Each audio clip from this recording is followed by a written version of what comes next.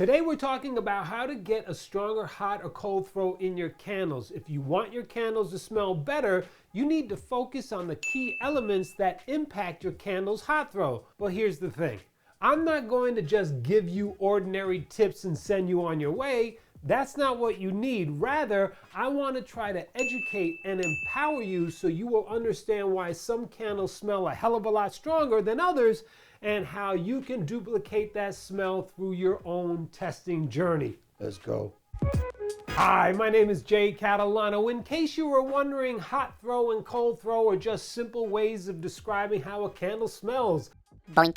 Duh. Cold throw is the smell you experience when the candle is unlit, while hot throw is the smell you experience when the candle is burning. And with that said, here are 6 key elements for a stronger hot throw and how you can improve your candle's performance, setting yourself up for long-term success. Expectation bias. Now I know what you're thinking. Jay, I thought you were going to give me ways to make my candle smell better. Hold on, I am. Hear me out. Expectation bias is a very real thing. Whether you realize it or not, you already have a built-in idea of how strong you think a candle should smell. However, in reality, it's your customers you have to please and not so much your expectations, which are, how shall I say, biased?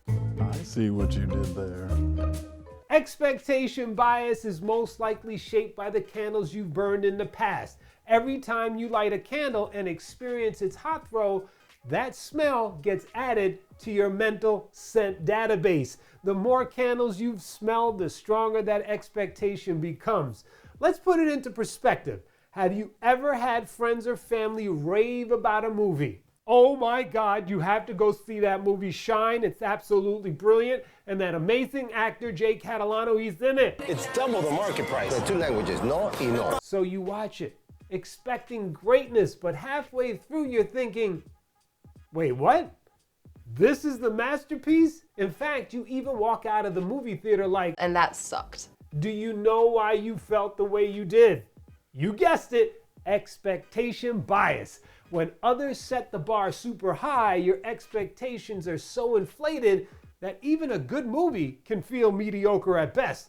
The same thing happens in candle making, except nobody but yourself is setting that bar super high. Your previous experiences have shaped your belief about how strong a candle's hot throw should be, and when your creation doesn't meet your expectations, it can feel disappointing, even if the candle itself is perfectly fine. Now, obviously, there are other reasons that contribute to why your candles might smell underwhelming, but you'll see how expectation bias will play a crucial role for some of the other elements, which we will get to in a sec. But before we do that, how do you fix expectation bias? First, recognize that expectation bias is a real thing. That doesn't mean there's something wrong with you.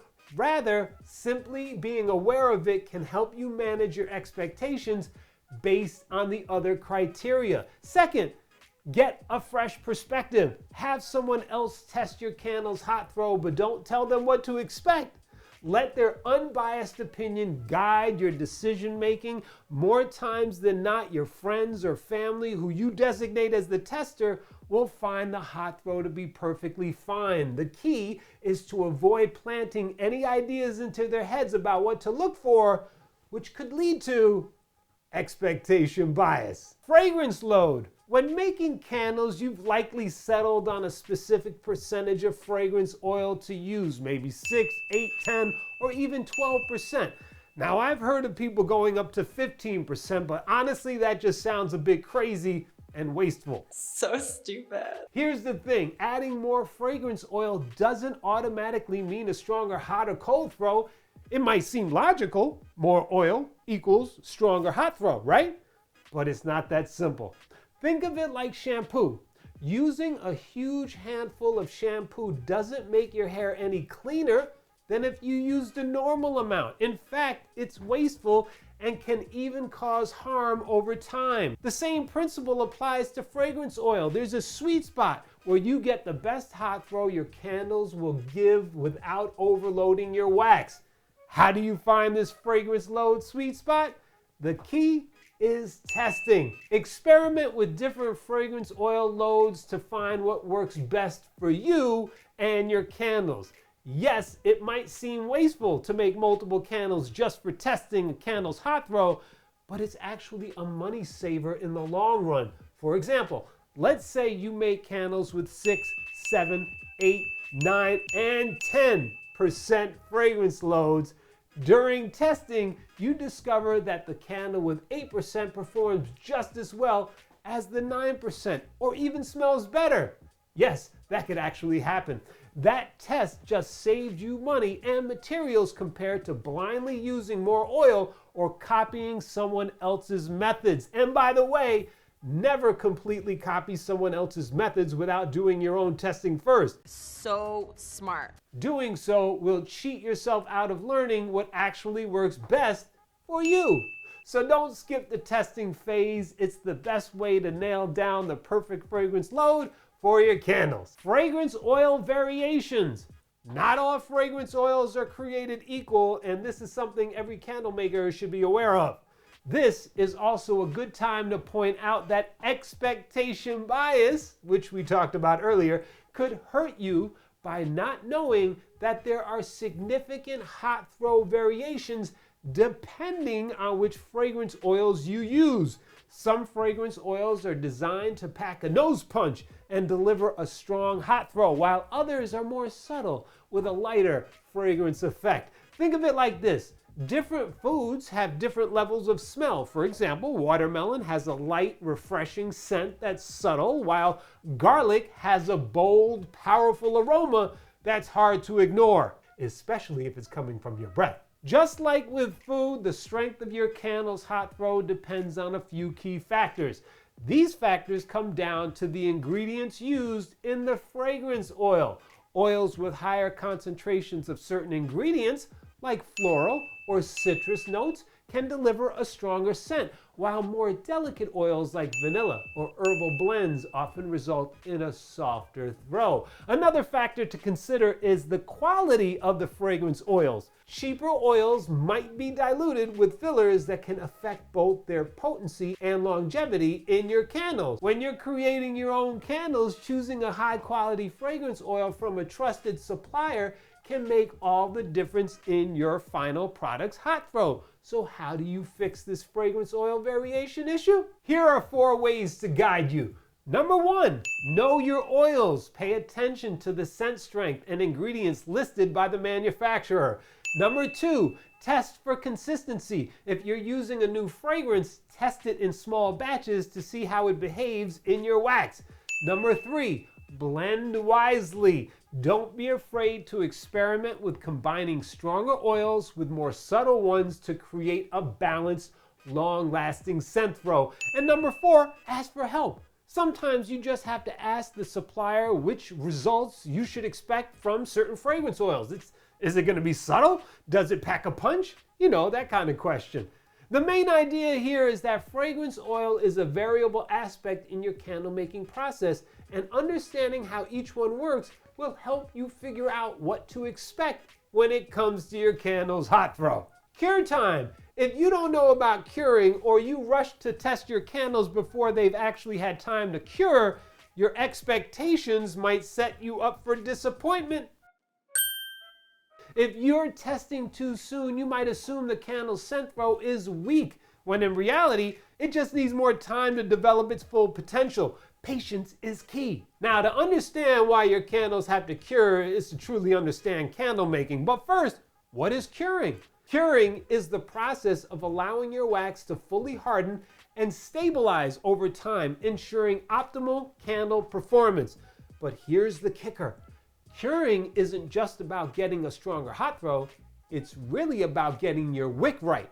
When you let your candle cure for the time it needs to cure, you're not just waiting for the scent to get stronger, you're giving the wax time to fully harden and recrystallize so the wick can work properly. Once curing is complete and your wick is working properly, then and only then can you truly know how strong your hot throw is. Think of it like this.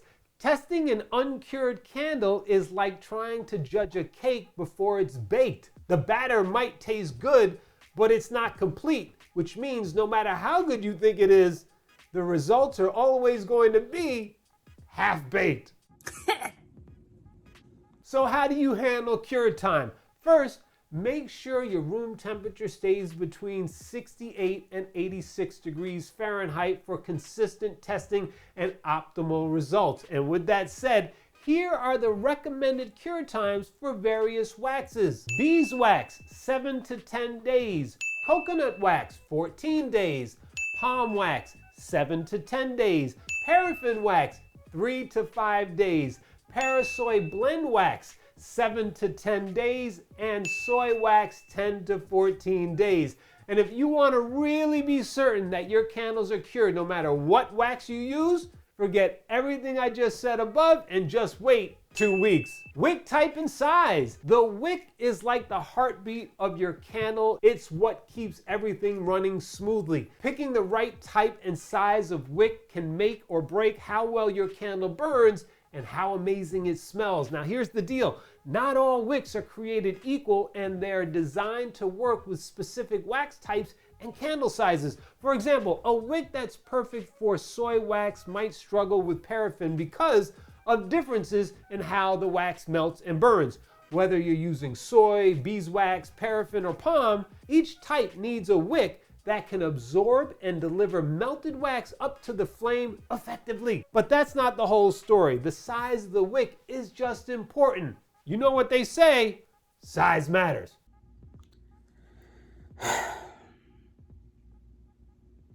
If the wick is too small, your candle could tunnel or even fizzle out, leaving you with barely any scent throw. Too big, and sure, you might get a great hot throw, but it could also burn way too hot, leaving you with soot, wasted wax, or worst case scenario, a fire hazard. So how do you deal with wick type and size? Start by looking at the recommended wick types and sizes for your particular wax as provided by your manufacturer. It's also a good idea to check out candle making Facebook groups to see what other makers are using to find success. While those recommendations can be a good starting point, they might not always fit your specific needs. That's why you should never blindly copy, hence why testing is crucial. To help with this, I've created a comprehensive wick testing system to help you identify the best wick wax combination and avoid issues like tunneling, as well as promoting candle safety. Link to the video is in the description. Check it out once you finish this video here. Wax type. The wax you choose is like the foundation of a house. It sets the tone for your candle's hot throw. Different waxes have unique personalities. Coconut wax burns cooler than soy wax because of its lower melting point, which works well for some scents, but not so much for others. Paraffin burns hotter, making it the go-to for a stronger hot throw. However, paraffin isn't everyone's favorite for environmental or personal reasons. So it's all about what matters most to you. Now, let's talk quality. Amazon might be convenient, but not all waxes sold there are winners. Many are subpar. That is no good. Start with trusted manufacturers to understand what quality wax feels like, looks like, and smells like. Once you know, you can confidently shop on platforms like Amazon if your preferred wax is available there. So how do you fix this wax type dilemma? The first thing you need to do is choose a wax that fits your needs. Paraffin is great for strong hot throw and can be quite cost effective, while soy, coconut, or beeswax cater to the more eco-friendly crowd. And don't be fooled, paraffin can give a strong hot throw, but the other waxes can give off an amazing hot throw as well. If you find the right wick, wax, and fragrance oil combination, voila! You have a great smelling, amazing candle. But here's the thing, every wax, wick, and fragrance oil comes with its own set of pros and cons, which can be a little frustrating when things don't always go the way you want them to go. The real secret, when it comes to candle making, perfection lies in the imperfection. That means don't try to be perfect. Rather, aim to be consistent, adaptable, and a little less fearless. So light up your passion, pour a drink, and embrace the madness. And take a look at these videos that are popping up now. They're gonna help you on your concrete, hydrostone, and candle making journey. Until next time, thanks for watching. Ciao.